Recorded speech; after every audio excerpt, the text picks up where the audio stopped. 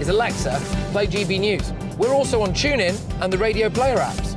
From the school run to rush hour, get revved up with me, Patrick Christys, on GB News and GB News Radio.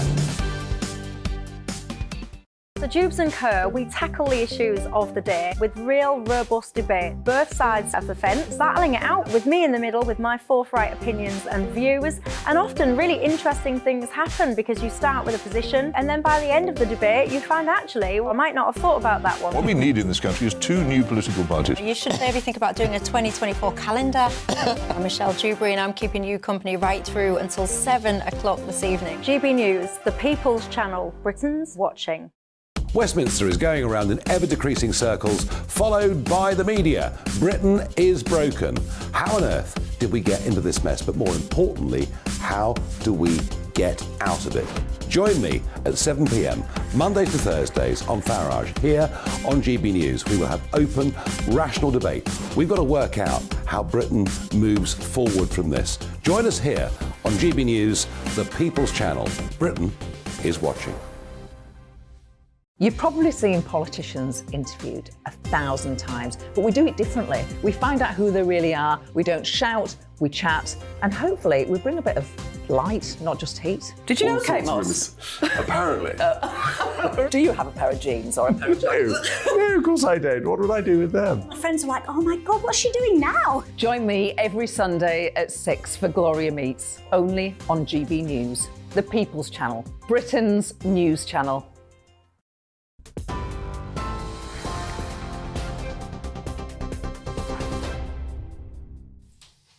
Good evening, you with GB News. The top story tonight, MPs have voted to approve the report which found Boris Johnson deliberately misled Parliament over lockdown parties. Here's what happened. The ayes to the right, 354. The noes to the left, 7. The ayes have it, the ayes have it. Unlocked! That was how it went. As you've just heard, 7 MPs voting against the Privileges Committee's findings, 354 supporting it. The sanctions planned against Boris Johnson now include banning him from having a pass to access Parliament. The Liberal Democrats accuse the Prime Minister Rishi Sunak of being too weak to even turn up. And earlier on this afternoon, we saw the former Prime Minister, Theresa May, say the report would be a small but important step in restoring people's trust in politics. I will vote in favour of the report of the Privileges Committee.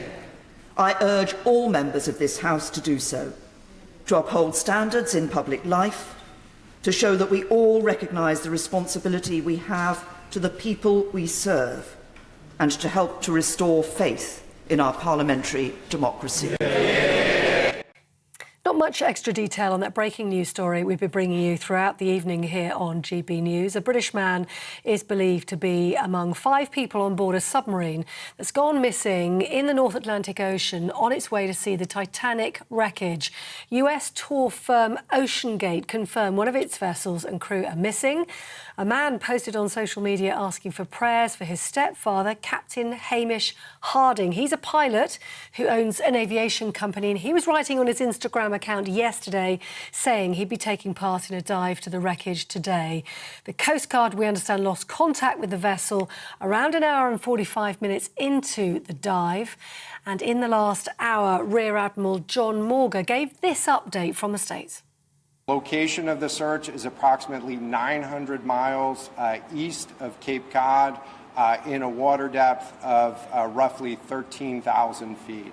It is a remote area and it is a challenge to conduct a search in that remote area, but we are deploying all available assets to make sure that we can locate the craft and rescue the people on board. Just one other detail to bring you. That vessel did begin its dive on Sunday morning, and the US Coast Guard telling us that they believe the submersible has 70 to 96 hours oxygen left. We'll keep you up to date on that story right here, GB News. Now, King Charles attended his first service for the Order of the Garter as monarch today. Thousands of people gathered outside Windsor Castle to catch a glimpse of the King alongside Queen Camilla at St George's Chapel. The Prince and Princess of Wales were also there. In fact, 800 guests invited.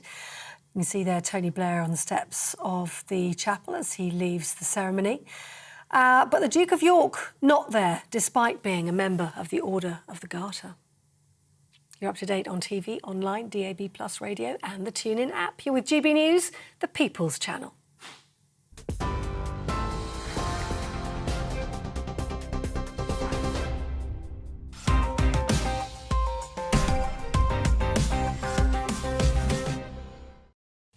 Hello and welcome to Headliners. I'm Nick Dixon, your favourite presenter, and I'm joined by two top comedians. It's far-left extremist Josh Howie and modern-day pirate Cressida Whetson. And if you didn't get that, she lives on a boat. That's all that is. And I'm from the West Country. I didn't even think of that. Yeah. But you hopefully don't pillage and land on people's countries and start just pillaging. You don't know anything about what I do in my private True, I don't know you that well. Josh, sorry, I don't know why I said far-left extremist. You're a moderate and you hate the far-left. Yes. Already annoyed Josh within seconds, guys. All right, let's have a look at the front pages then. So, The Guardian go with Tories round on Johnson as MPs vote to approve Partygate report. The Mail has UK billionaire trapped inside Titanic tourist submarine with air running out. Covering that in a minute. The Telegraph, same story, British billionaire missing on Titanic tour. The Eye, mortgage rates will stay high until 2025. Great news. The Times, race to save the trapped Titanic dive adventurers. And finally, the Daily Star with Leaf It Out, which is about Liz Truss and the infamous lettuce. And she's not too happy about it. Those were the front pages.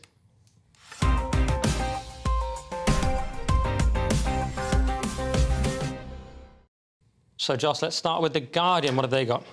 Tories round on Johnson as MPs vote to approve Partygate report. So this has gone through 354 MPs backed the findings and 7 people went against it. I wonder if one of them was Nadine and she retired. Yeah, I don't know. And yeah, this is after a big old debate. Poor old Penny Mordaunt was kind of alone on the leadership benches, sort of fighting the corner. But she basically said she agreed with it. It's all about the integrity of our... Yeah, of our, she threw him on the bus for her future leadership potential. Yeah, she did a great job. But, I mean, the argument is he threw himself under the bus and now someone then got a bus and needed to drive it over him. Yes. To... I don't know. Well, they're backing over him. They're backing over him after he's already dead. It is overkill because they've done this 90-day ban, but he's already gone. But is he dead, though? That's the problem. He's a vampire. Right. In politics. We think he's dead, but there's another series. They need to get a stake. And... But it is kind of like when the guy, like in the movie, goes a bit crazy, like kicking the guy once he's dead. Like he's dead, and they keep stamping on him because he's gone. They've got to do. It's got to be a John Wick double tap to the head. So we are 100% sure. And I think he will come back for revenge. What's John Wick? Do you say watch John Wick? Holy moly! Get out. We should invite her to our John Wick Friday evening. Yeah. You've not been invited. I've got John no Wick poker. idea. It's a revenge-based movie with Keanu Reeves where he kills an awful lot of people. Does it? And it's all about the double tap. You would think I would have watched that. Yeah, there's 4 of them now. Boris Johnson is all of them. He's going to come back, John Wick style. Seeking revenge. Penny Mordaunt. Yeah. What do you think, Cressida? Well, you won't be able to make that now, will you? Because you'd have to have a very diverse cast. We're going to get to that story. We'll be getting to that later, yes. Thinking ahead, yes. OK. Do you think Rishi Sunak was a bit sort of conspicuous by his absence? He said he was visiting the Swedish Prime Minister. Doesn't sound that important. And then there was a dinner. How many dinners must he go to? Meatballs? Yeah. That's my Swedish. Eating the big one, yes. That's going to get a few complaints. But yes. Really? From our Swedish watchers? Yes, we have a lot of Swedish. There is also a little article here. Unheard of marine heat wave threatens UK sea life. So it's 5 degrees hotter than it normally is. And they are saying that it's not just human-induced warming. I know we had a study saying that supposedly there's a lot of people saying that human-induced warming doesn't exist. Let me be one of the people. There's someone out there watching right now counting. I'm going to go, human-induced warming does exist. So they can tick in their little box and balance things out a little bit. And Cressida's against it, and I don't care. So we have the perfect balance. There it is. So they're saying it's a mixed bag in this article, aren't they? They should go back. Yes. Partly us and it's partly natural phenomenon. Yeah, exactly, with the El Nino heat wave. And but yeah, they're quite scared about this is the highest increase since records dating back to 1850. So they're saying this could have a significant impact on our immediate sea life. I have to be quite careful with these kind of boring stories because we did one about turbulence on planes due to climate change. I thought, well, this is tough to get comedy out of, so we had a bit of a laugh about it. Then the guy who did the study starts tweeting about me, Andrew and Lewis, saying, you didn't understand my study. I'm like, it's a comedy show, bro. But it was... So you think the marine biologists are going to come for you? I think they might come for you, Josh. They've got a lot of time on their hands. Let's do the Daily Mail now, Cressida. What's going on? UK billionaire trapped inside Titanic tourist submarine with air running out. So we are frantically, well, not me, but people are frantically searching for this vessel, which is, it's like a sort of holiday thing where you can go and look at the Titanic wreck. But you have to be an expert for you. Not just anybody can go. It's $250,000. You have to be an expert. You have to know. I read a thing that said you have to be in peak physical condition. You have to be able to climb a ladder up to 6 foot tall. Well, there you go. But this is horrendous. So they've been missing since Sunday. The stepson of one of the people on board, there's 5 people on board, tweeted about this. So it's not looking good. This was on Sunday. They said they've got 72 hours of oxygen. So we're now Monday, like another day to find them. Yeah. I don't know if I'd say horrendous. I've got to be honest. I'm a little bit like, look, these are human beings. I hope that they are safe. At the same time, they have put themselves at risk and paid a considerable amount of money to do so. You know, I don't know. So I know that's harsh, and I'll probably get lots of hatred out there. But I feel like they're trying to make this into sort of what was the movie, Apollo 13? Those are heroes breaking the barriers of human understanding. This I see as a sort of holiday trip for very rich people. Yeah, I know what you mean. I mean, I don't understand it, but I'm not a billionaire. Why you need to do it? But it is tragic. They are trapped down there. It is pretty disturbing. And it's the Titanic just cursed. I mean, you know what I mean? You're actually going to visit the Titanic wreckage, and now they're in trouble again. And then someone else is going to pay to go and visit there. Anyway. All right, well, before we get in too much trouble, let's do the Telegraph, Josh, and they've got the same story and some other stories that you might prefer.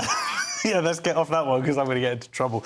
But this, I would argue, is a far more important story in terms of the actual impact of other human beings and many more human beings. Mortgages fixed for 25 years could ease the crisis, says Gove. So this is as mortgage rates go up to about 6% now. And people, about 1 million people, a million and a quarter people have been coming off their fixed mortgages, and they're going to really start suffering. They're saying it's going to be at least about £1,000 for most people going up. And Gove is saying that this is one of the ways that they could combat it, which they do in North America. And at least then you have this kind of like, you know exactly what you are going to be paying. But this, I think we're going to be seeing the story or incarnations of it many times over the next 25 years, probably. Yeah. I mean, I was worried it sounded a bit communist, and then he cited Canada. I'm like, this is not good. But then I found out in the US they do this kind of thing, 30-year fixed mortgages. So I was a bit more open to it. And I was thinking, can I get one now? Because I'm trying to get a mortgage. Let's lock it in now, because I'll probably just miss it. You know, I don't know about you, just my generation just misses everything good, because I'm just a tiny bit younger than you, and we just missed everything good. Well, what do you think? I don't think they're going to give you a 30-year one, are they? I want the 25-year one now. You've just got time for that. But so presumably you get a much higher rate then, do you, if it's over 25 years? Well, they're saying that someone is offering it for about the same rate as it is now, like 5-point-something%. But of course, if it then goes down in 10 years to what it was, like 1% or 1.5%, then you're going to be paying considerably more at that point. So it's a risk factor. It is. It's all very risky, isn't it? Yeah. My concern as a layman is that the government gets us into all this stuff, and it's like, oh, we're here from the government to fix it. I was like, could you just give us low taxes and let us get on with it? Am I some sort of libertarian? I don't know. Well, of all the questions, are the government going to step in and help? And it doesn't look likely. Rishi Sunak is sort of going, we've got no money. Yeah. OK, well, let's have a quick look at the Daily Star, and they've got some serious news about Liz Truss, Cressida. Very serious. Wet lettuce, Liz reveals she didn't find the star lettuce as funny as the rest of the world. And they've got a Brussels sprout there for people listening with a wig on, I guess is her wig, and the Brussels sprout is saying, na, na, na, na, na. Fun sponge Liz Truss has accused the Daily Star of being childish after our plucky lettuce outlasted her as PM. What tosh? She doesn't find it funny. She's made a fatal mistake there, because everybody knows that if you've got a nickname, like the one we call Nick when he's not listening, if you don't just laugh about it, then it never goes away, does it? How dare you? Nick Wick, that's what we call Nick Wick, well, at least I've seen them. I mean, This, I mean, what do you think, Josh? Because she's saying it's puerile, not funny. And if you read the whole article, she says things like, well, they didn't focus on the ideas, they're too obsessed with people, they're very kind of harsh, the British media. Although she does admit her communication could have been better, which I think everyone's agreed about with Liz Truss. But does she just not quite get the personality side of it? I mean, Boris was all personality, and they hate him. And then certain politicians are sort of all ideas and no personality. I don't think that people hate him for his personality, though. There's his lack of anything else. I think It's he might all just be here charisma. for his just constant lying. Could be. And taking us down But this Truss path. didn't lie. She was kind of on and the mortgage thing wasn't her fault, we're now seeing. Well, yeah, but she's basically saying everyone else didn't understand economics. So all the markets, all of those people whose job it is to understand bonds and whatnot, that all instantly sort of raised and lost us billions of pounds in this country. It's like, do I go with her particular thing or do I go with all of them? This time I'm going to go down capitalist route and I'm going to say they're the ones who knew what they were doing and they didn't like her plan. OK, but Kwasi Kwarteng was in here a minute ago and you didn't say any of this to his face. That's all I'm going to say. And neither did I, because I'm hoping he'll do my podcast. I was too busy talking about John Wick with him. Yeah, fair enough. All right, that's it for part one. Smashed it. But coming up, can a football shirt be hate speech? The SNP have a new referendum idea. Sounds fun. And why David Cameron is a total legend, according to David Cameron. See you in 2 minutes. First and foremost, I am a GB News fan, and I was before I was working here. Just love the fact that we're asking the questions that a lot of establishment media won't ask. With a bit of a twist, we not only want to inform you, but we want to keep you entertained. It's worth the drive because you get in and the team's all ready and waiting, they're itching to go, and it's a proper little family. GB News is the People's Channel. It's the audience that makes the programme sing. We're giving our viewers and our listeners a voice. I see the thousands of your letters, tweets, emails, you name it, coming in. Britain is broken. How on earth did we get into this mess? But more importantly, how do we get out of it? The establishment had their chance. Now we're here to represent you. It's time for something different. It's time for GB News. I'm very patriotic. I believe in Britain. Our best days lie ahead. Britain's watching. Britain's watching. Join us here on GB News. The People's Channel. Britain's news channel. I'm Andrew Doyle. Join me at 7 o'clock every Sunday night for Free Speech Nation, the show where I tackle the week's biggest stories in politics and current affairs with the help of my two comedian panellists and a variety of special guests. Free Speech Nation, Sunday nights from 7 on GB News, the People's Channel, Britain's news channel. Nightmare commute. Kick it up a gear with me, Patrick Christys, at drive time, 3 till 6 p.m, Monday to Friday on GB News Radio. You can listen online and on DAB+, on the smart speaker app and on the GB News app. And if you've got an Alexa, all you have to say is, Alexa, play GB News. We're also on TuneIn and the Radio Player apps. From the school run to rush hour, get revved up with me, Patrick Christys, on GB News and GB News Radio. What you get for breakfast is something that, if we do our jobs right, you will wake up to news that you didn't know the night before. It's a conversation. It's not just me and Eamon. We want to get to know you, and we want you to get to know us. From 6, it's Breakfast with Eamon and Isabel. Monday to Thursdays on GB News, Britain's news channel. Westminster is going around in ever-decreasing circles, followed by the media. Britain is broken. How on earth did we get into this mess? But more importantly, how do we get out of it? Join me at 7 p.m, Mondays to Thursdays on Farage, here on GB News. We will have open, rational debate. We've got to work out how Britain moves forward from this. Join us here on GB News, the People's Channel. Britain is watching. Every Sunday from 11, join Michael Portillo. There will be topical discussion, looking at the week before and the week to come. So kick back and relax at 11 a.m. on Sundays on GB News with me, Michael Portillo. GB News, the People's Channel, Britain's news channel.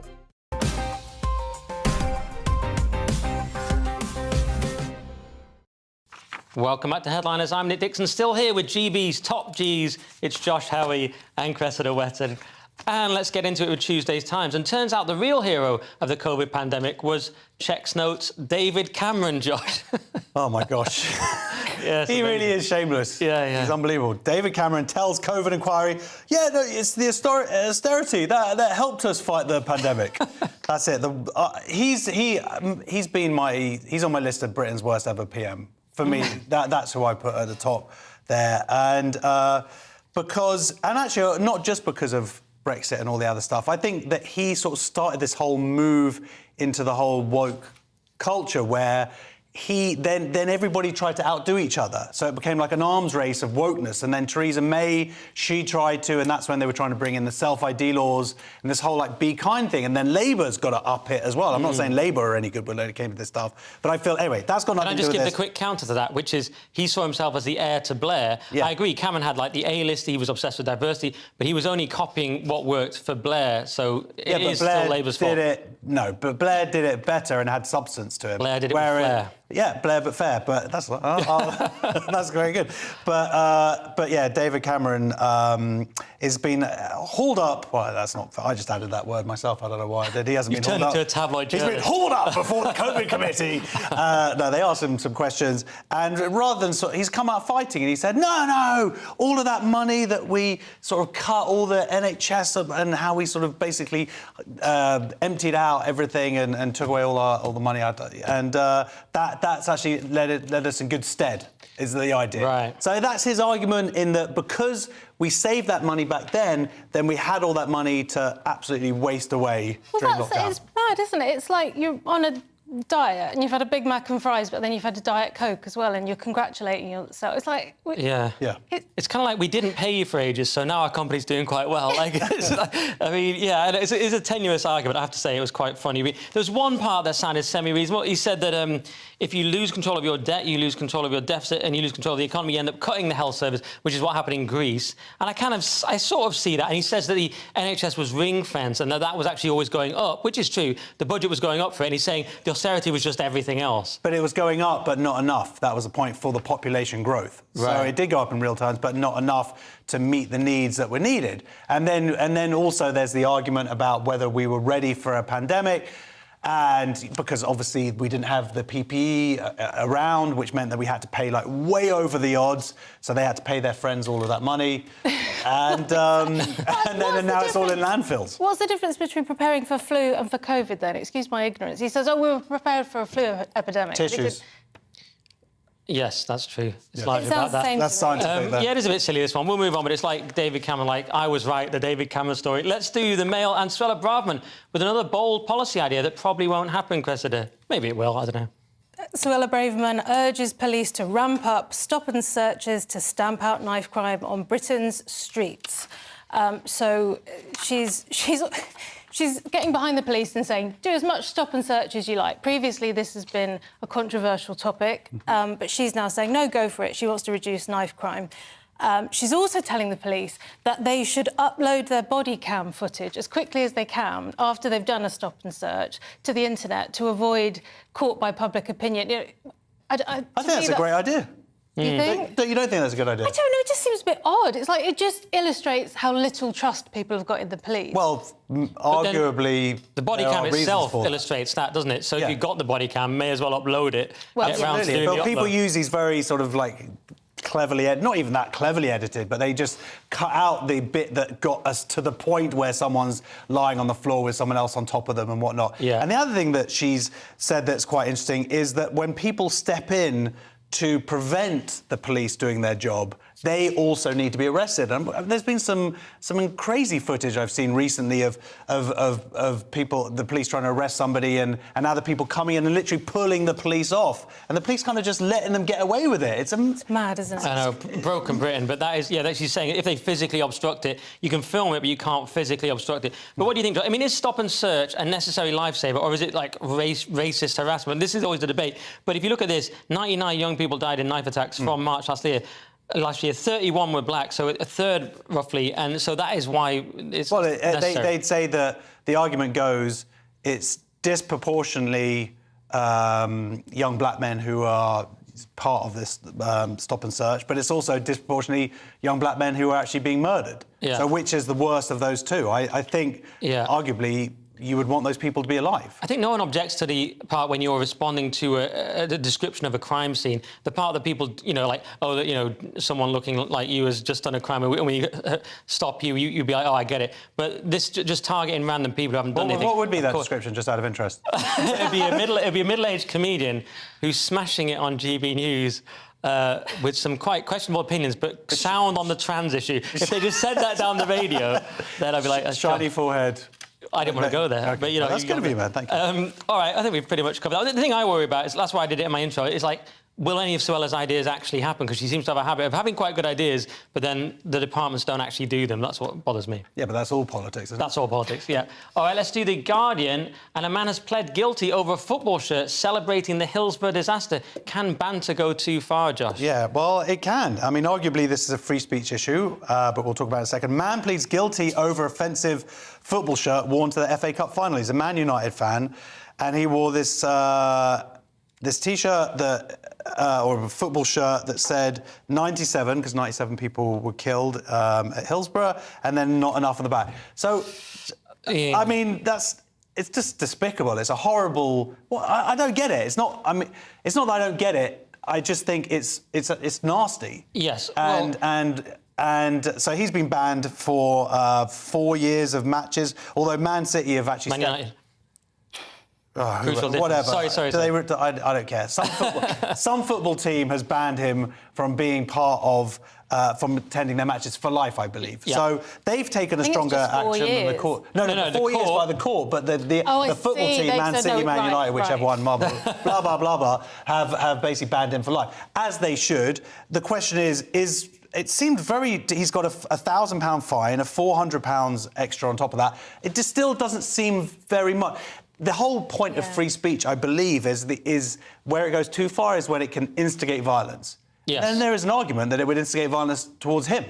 True. Absolutely. Surely. He's the victim. I don't go to football as much as you. You're not football, but you are, aren't you? So I don't know how these things work. But I realise football is a dangerous place to be, isn't it? There are fights and beers and such. You've read fights, but I've read, yeah, I've heard. And this, I mean, I'm amazed that he didn't get dealt with before the authorities got involved. Yeah, it's an absolutely moronic shirt, but just for context, so I'm very sad that it's a Man United fan, which is my team since forever. So my mum's from Bury, so we all supported Man United. So I'm gutted that it's United, but what the fans do, when they attack United, they talk about Munich, the Munich air disaster, and they sing about that. So there is a level of fan banter where it goes into, like, really nasty stuff. And so we hate that. So he's going back, having a go at Liverpool with Hillsborough, also, like, totally off, beyond limits. So it is very dark banter and unacceptable. Whether it's a crime, though, I'm not sure. You know what I mean? To me, it's, like, awful, but whether it needs to be a crime, I don't know. Is it? I mean, they might want to consider just banning all football.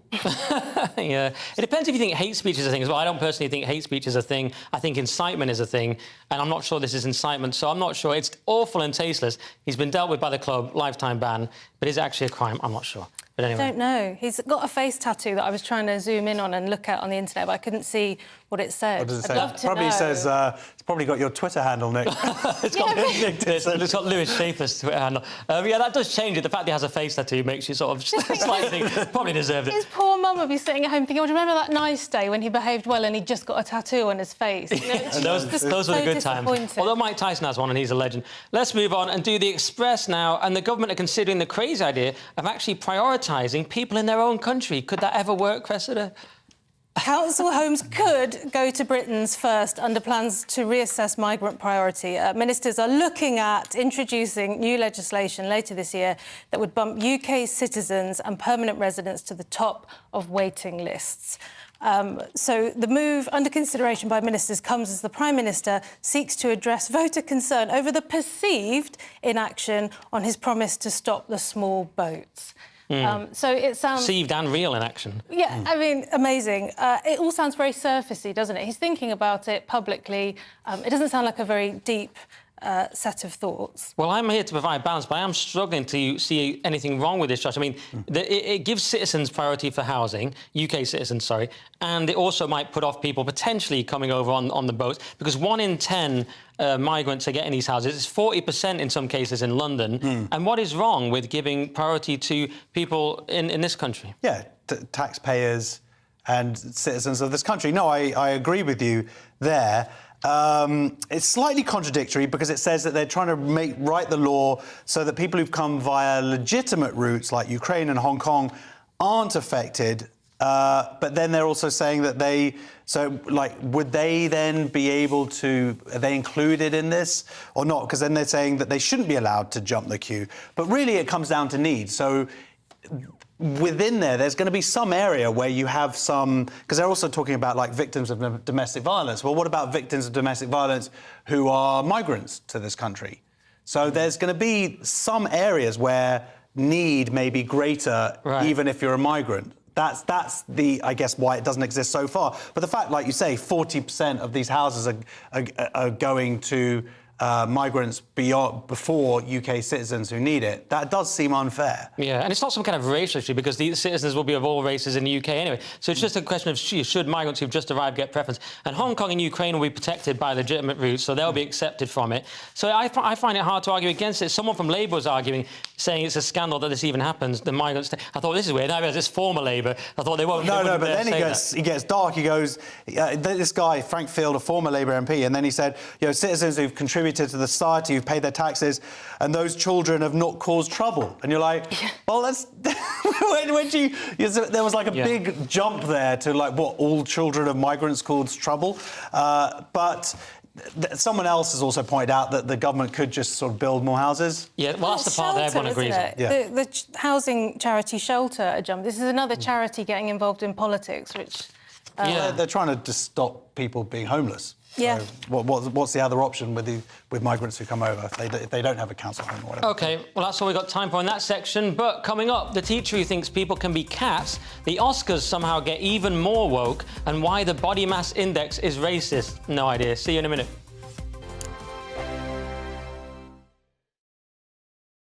Like all families, we have arguments every now and then, but actually we agree on what the mission of GB News is, and that's the most fundamentally important thing. GB News provides the kind of platform that lets all voices be heard. We don't hold back. We're free to say what we really think. Just because some people who live in a tiny little Westminster bubble think that their particular story is important, that's not the most important story for me. And often they will be difficult stories that you won't find on the establishment media. Because what people think in the north of England may be very different to what they're thinking in the home counties. We're going to carry on telling the world what life is really like for households up and down the UK. We love to be in your car, in your kitchen as you're having your breakfast. Whatever you're doing, you are part of the show.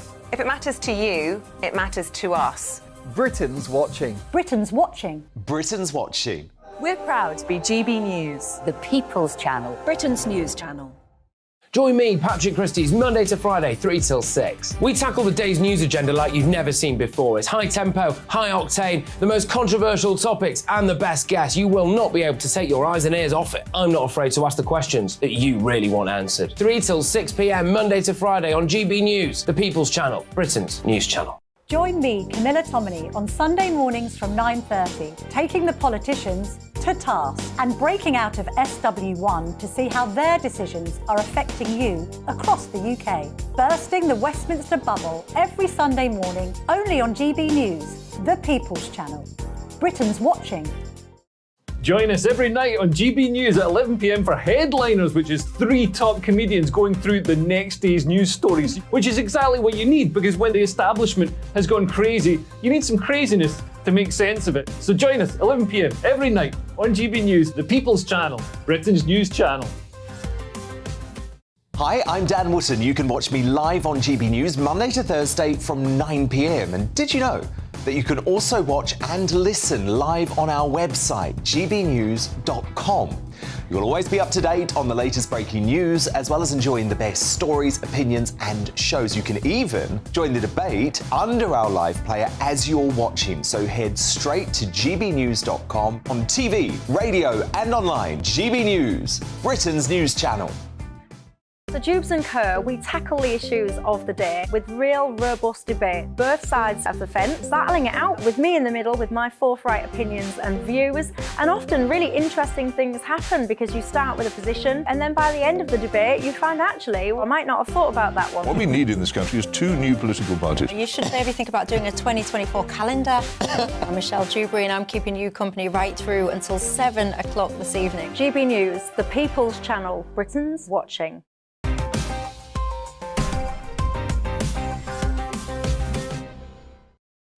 Welcome back to Headliners. Let's get into it with Tuesday's Telegraph. And a teacher has attacked her students for questioning the idea that you can identify as a cat. But to be fair, the teacher does identify as a brainwashed idiot, Cressida. I'm on the fence about this one. Neutral. They meow rather than answer a question. School children now identifying as animals.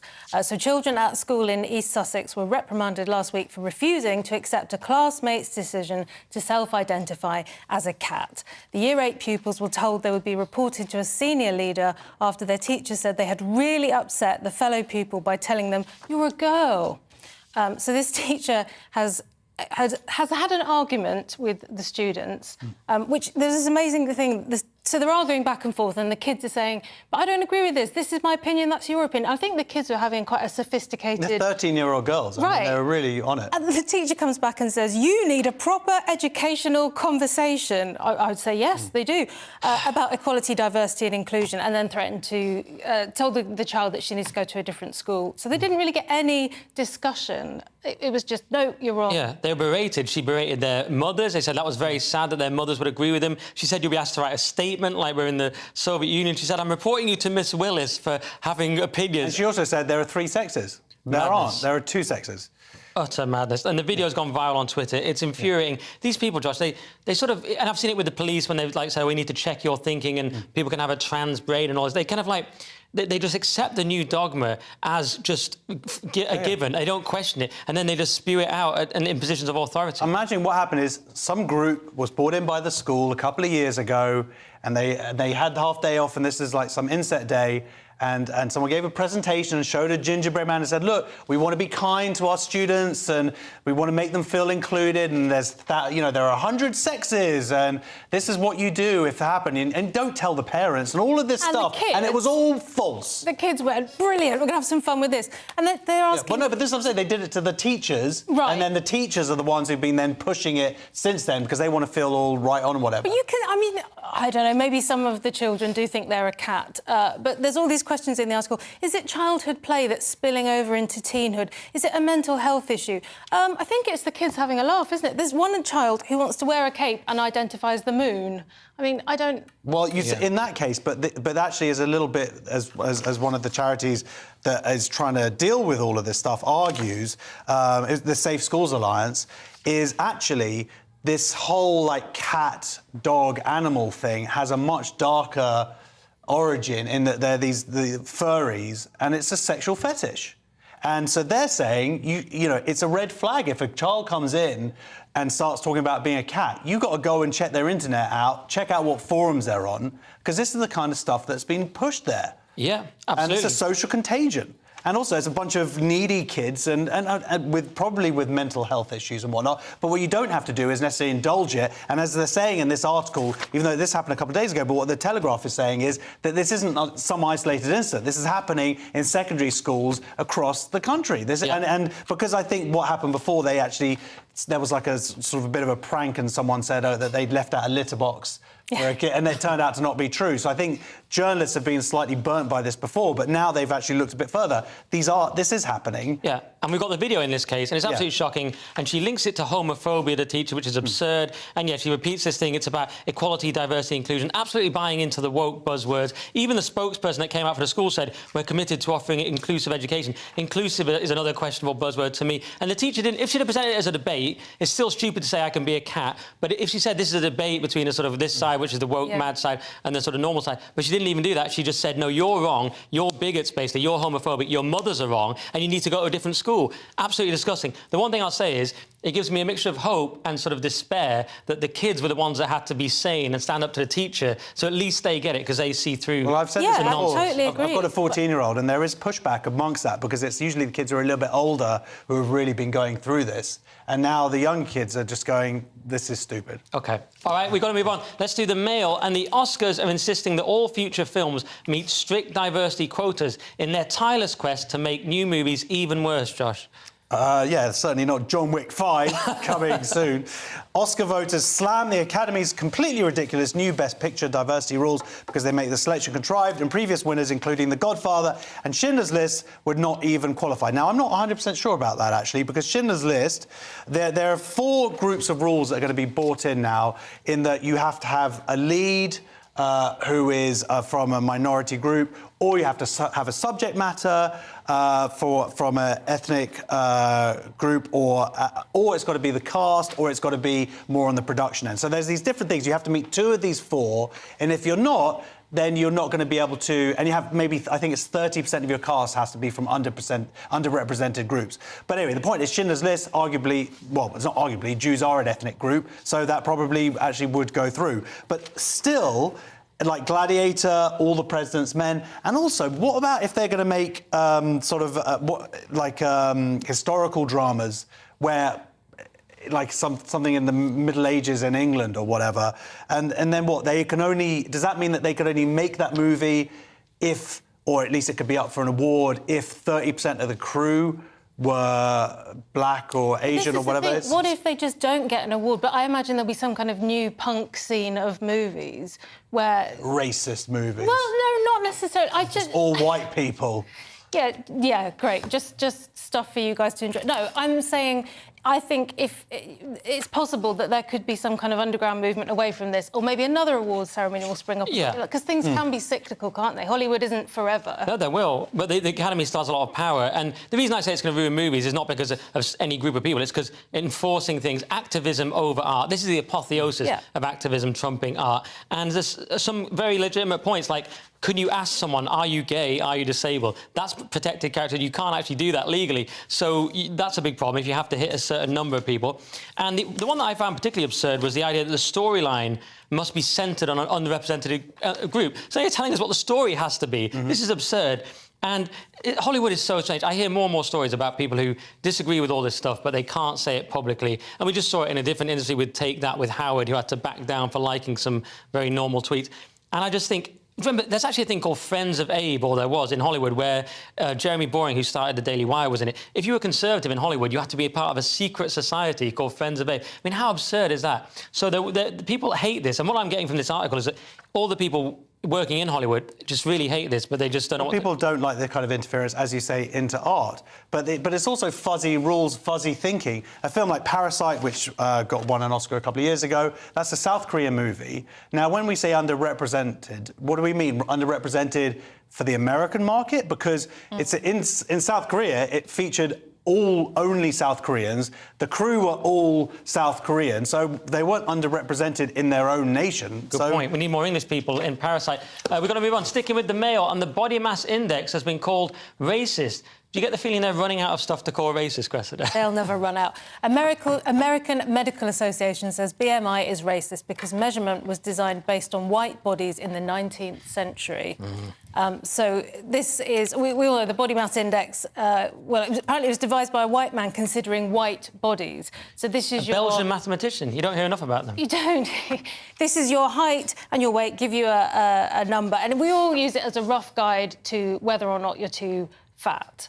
But it's very rough, and the argument here is that different races store fat differently. So the example they give is that black women tend to store fat around their hips and legs, whereas white women tend to store it around their midriff, and that's the dangerous area. So I guess they're saying the BMI could warn a black woman that she's going to have a heart attack. She won't, and not tell a white woman. Right. So BMI is racist against white people?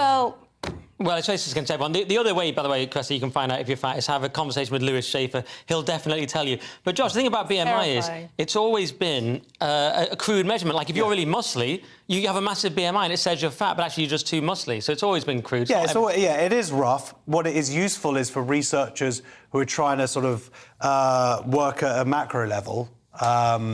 But yeah, for individuals, what they're saying is you have to go a little bit deeper and do some tests and whatnot.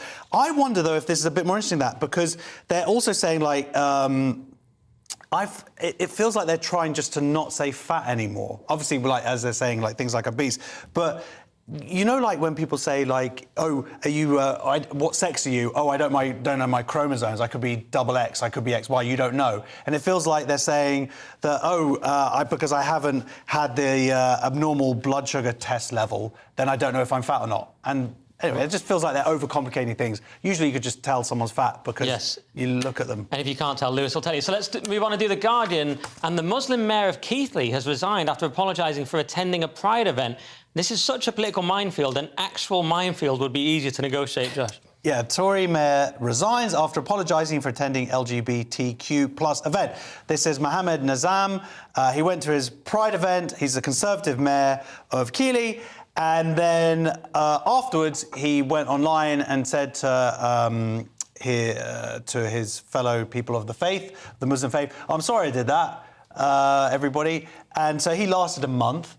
So he sort of... I'm amazed he lasted that long. He did a Liz Truss, basically. I don't think politics is for him, is it? He should try dog walking or being a librarian or something where you don't have to talk to people. But what bothered me is the Conservative Party, the local Conservative Party suspended him, right? And this local Tory sort of went on about how exceptionally proud he was to be involved in the Pride nonsense. But doesn't he have a right under freedom of religion? I mean, isn't he under the Equalities Act 2010? Isn't he just expressing his religion? Of course, but that doesn't mean people want to vote for him. If he upsets people, then it's not going to work out, is it? Yeah, I mean, it's not great if he was sort of... I mean, the question is, was he saying it because of homosexuality? Probably, but the people being against the pride flag as it now stands is a legitimate thing, isn't it? Because gay people don't like it. People don't like it because it's become synonymous with sort of but that's the not what he excesses of said. wokeness. He just said it doesn't fit with my faith. No. So it's like, why did you go in And they're all going to hell. Well, he didn't say that, sorry. He's in an impossible position. Did you see that thing in Michigan where they had the council, the mayor who was elected, who was a Muslim, then he banned the pride flag. Well, the whole council is Muslim. So Right, that whole town were feeling very sort of like, look at us, we're not Islamophobic. Right. And now that they're carrying out laws that the rest of the population don't particularly like. But yeah, it is a bit of a This conflict's been quandary. stirring for ages. It's inevitable, isn't it? But anyway, I wish we had more time, but that is it for part 3. But coming up in the final section, a blind man gets in trouble for staring at a woman, why Generation Z hates submarines, and why it's good to have a big nose. How could you miss any of that? See you in 2.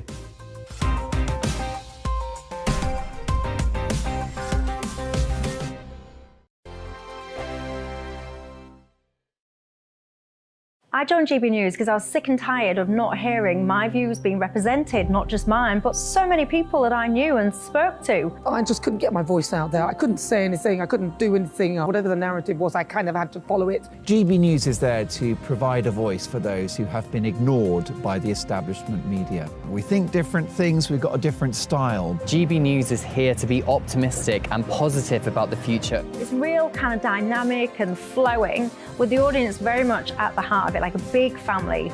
Here at GB News, we talk about the things that matter to you. Hearing the voices from right across our towns and cities, especially our towns. All sides of the argument represented with a heavy dose of opinion. We're on a mission here to make a difference. And the GB News family really is here for you, and whatever time of day you can watch or listen. Britain's watching. Britain's watching.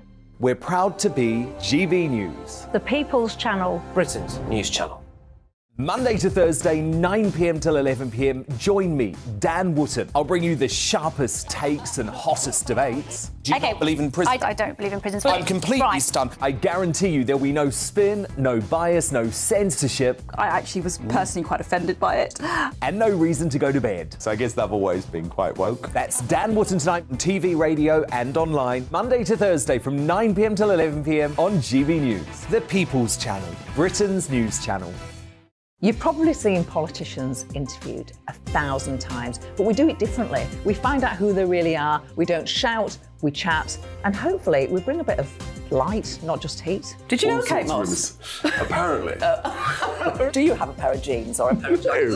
No, of course I don't. What would I do with them? My friends are like, oh my God, what's she doing now? Join me every Sunday at 6 for Gloria Meets, only on GB News, the People's Channel, Britain's news channel.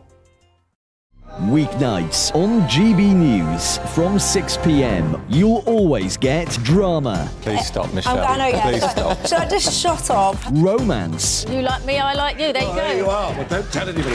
Adventure. Da-da-da-da-dum, etc. That's the whole point. But And action. Sergeant Reed, my superstar panel, they're already at it. They're fighting. It's going to be quite a show. Only on GB News. Britain's watching. In a world of dull and predictable radio and TV shows. Oh, hi. On Mark Dolan tonight, we've got big guests. We drill into the big stories of the day. The show adds up to a brilliant listening and viewing experience. Mark Dolan Tonight is the most entertaining current affairs show ever, and that's a fact. That's Mark Dolan Tonight, Fridays from 8, Saturday and Sunday from 9. Only on GB News, the People's Channel, Britain's news channel.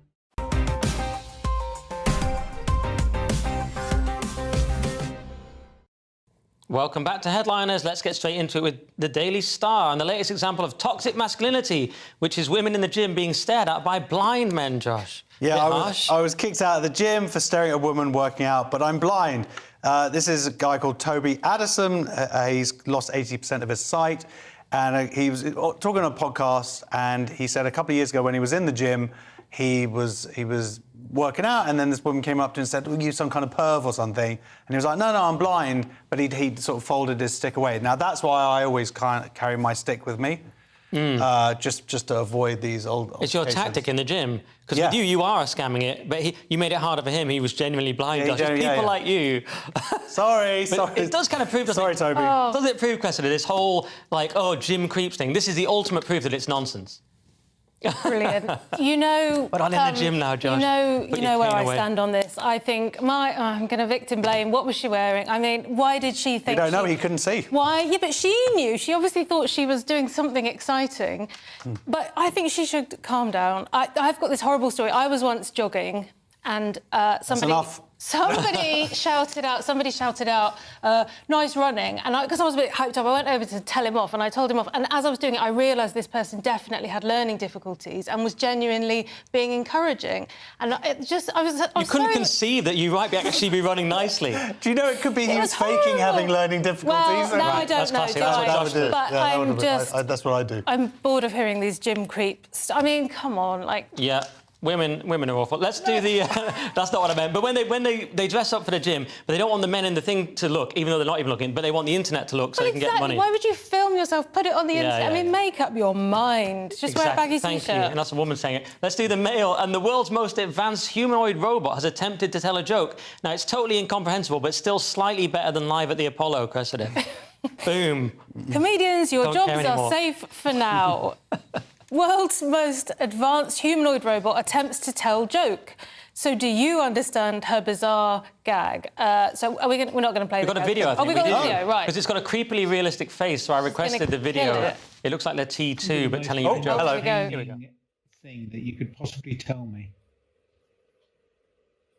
I recently heard a joke about an AI robot that was so advanced it could solve any problem.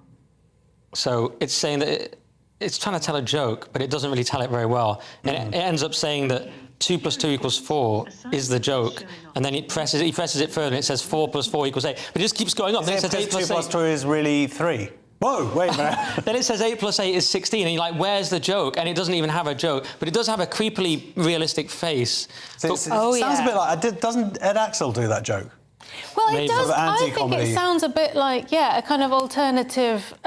She could keep going until it's, when people push things sort of in. Stuart Lee style. Yeah, exactly. This is the new Stuart Lee. I agree. Well, let's hope it doesn't go really far left. Sounds like I'm attacking Stuart Lee. I'm not. So the article is saying that there are certain jobs that are vulnerable to AI. Fast food apparently is one because it's a relatively controlled environment, but things like mortgages and accounting are also... whereas comedians are safe, we'll be the last ones that survive. But basically this reminded me, they kept going and going, it never actually got to the joke. It reminded me of an open mic night, Josh. No, I feel like they do have punchlines, but then they just do too long to get to it, or they give the punchline too early. Okay. But then I think actually she starts off on the right foot, because she goes, a scientist was showing off his new AI robot to a group of people, and it's like, that's the first thing you do as a comic, you write what you know. writing about herself. So there we go. All right, well, good luck. Got to move on with a story Keep about, at it. That's what I story about say. my hometown coming up. Let's do the Times with a story about Windermere and slavery. And don't worry, they're not bringing it back, Cressida. Windermere boatmasters banned from mentioning slavery link. So for more than a decade, this guy, Paul Holdsworth, worked as a boatmaster on Windermere. So he guided passengers around, took people out for day trips. But there was a complaint in 2020. Somebody complained about the inclusion of reference to the transatlantic trade of enslaved people in our commentaries. So somebody complained about this guy talking about the slave trade on their day out, and the company, rather than back him up, have said, yeah, don't talk about it, which is a bit strange. Yeah. And what's really weird about it is you think, oh, is he being woke by talking about it? No, actually, were being woke because George Floyd had just died, so they banned all mention of slavery. No, I don't think it is that at all. I think it's him being woke, and they've just said this is unnecessary because the stuff that he's talking about, that's exactly what I was thinking. I was thinking, oh, my God, this company's being ridiculous. No, it's him being ridiculous. He's basically using this day out on this lake to basically say, oh, look at that house over there. It was paid for by a guy who got some cotton from slavery. Well, I think he's just giving all the facts, though, isn't he? I thought that at first, and I read it more. I thought he was just giving the facts. He's from Kent as well, like me. At the end, that he's a former trade union official. Hello. And I wonder Did you read that if bit? he just... No, you're right then. I've changed my mind. He just wanted to keep talking. I knew Windermere would be where woke goes to die. That's what I hope, anyway. I wish we had more time to talk about my home. Do you want to say hi to your dad? We don't have time. You're losing your job on the boats, Mr. Dixon. Let's do the Telegraph. And Gen Z don't want to be submariners because of the rubbish reception you get, both on your phones and from the people you're trying to torpedo, Josh. Yeah, Generation Z. Too hooked on smartphones to sign up as submariners. So this is Admiral Sir Ben Key speaking to the House magazine. He said when he joined, there were 75,000 members and now it's down to 36,000 in the service. So it's halved, basically, if I've got my AI maths joke correct. Very good. And then he sort of says he says it because people can't be away from their family. He said, look, I once got back from a trip and my children didn't recognise me. And you're like, yeah, this is not going to entice people to join the Navy and to go on submarines for 6 months. Let's move on. The mad part was that the girlfriend saying, if you haven't heard from me next week, I'm assuming we're breaking up. It's like he's on the water. Let's do the Daily Star quickly and the unexpected benefits of having a big nose, Cressida. It's official. Boffins say lads with bigger noses tend to have larger penises. Scientists have found a link between men with long noses and bigger penises, so that's good news for guys with big noses. Pinocchio. I guess it's... Pinocchio! My nose is the perfect size, that's all I'm saying. Carry on. Well, what's going to happen in Hollywood now? They'll all have... Because don't they traditionally get their noses made smaller? Yeah, because they got too big, their willies are too big. I don't know. Well, there you go. You've just gone for the text there, not the subtext, Josh. Oh, I see, sorry. But I believe it's because it's basically testosterone. Testosterone within the womb is what affects it. And also, supposedly, your feet is all about the width of stuff, whatever. Baldness has no impact. Really? Yeah, no. Oh, that's a shame. There's sort of no advantage to baldness. We used to be told you were more virile, but that's out the window. It just makes you reflect better. Yeah, there's no point in that. All right, decent show overall. Thanks, guys. I've got to go to the papers now and do that a bit, but thank you very much for all your contributions. Thanks. Good luck with the paper bit. No worries. All right, let's have a quick look at the front pages. So, The Guardian have Tories round on Johnson as MPs vote to approve Partygate report. The Mail goes with UK billionaire trapped inside Titanic tourist submarine with air running out. The Telegraph has British billionaire missing on Titanic tour. The Eye, mortgage rates will stay high until 2025. The Times, race to save the trapped Titanic dive adventurers. And finally, The Star, leaf it out, which was that amusing story about Liz Truss and the lettuce. That's it for tonight. Thanks to Josh and Cressida. Headliners is back tomorrow, so join us at 11 p.m. Or if you're watching at 5 a.m, then, of course, stay tuned for breakfast. But for now, it's good night, good morning, and God bless. And you can also watch on YouTube because I have a little bit of time at the end. That's it, I think now. Bye.